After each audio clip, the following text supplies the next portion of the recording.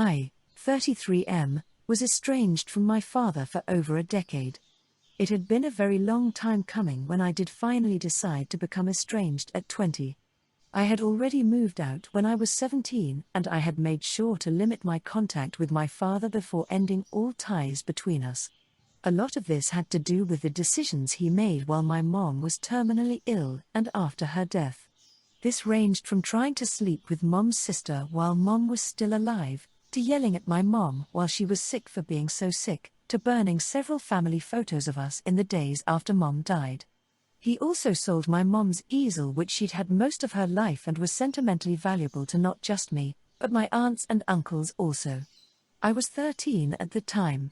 My dad ended up damaging a lot of mom's stuff when he met his second wife and moved her in. To move her in, he moved my mom out. In the process, a lot of harm came to mom's things. My aunts and uncles took them and stored them, and we went through them when I was 20.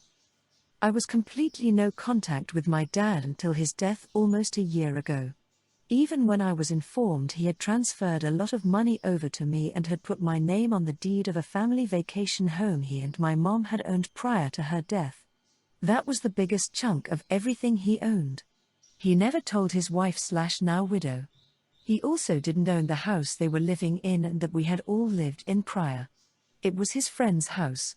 I was never sure how it worked, but he never paid for it while I was living there, 3 years for me. After he died, a letter was sent to me where he told me he had given me all of that, so it was mine outright, and because he wanted to make up for his mistakes in a small way.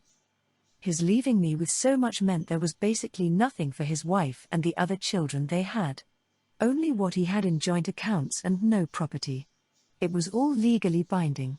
His widow attempted to sue for a fair share of my father's assets, but her case did not go far because it had been handled prior to his passing and was 100% legally mine. I didn't go to the funeral or anything, so I was surprised to hear from her, and I still don't know where she got contact info for me, or my father for that matter.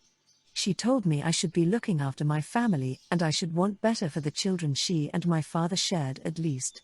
She made it clear she expected me to want a relationship.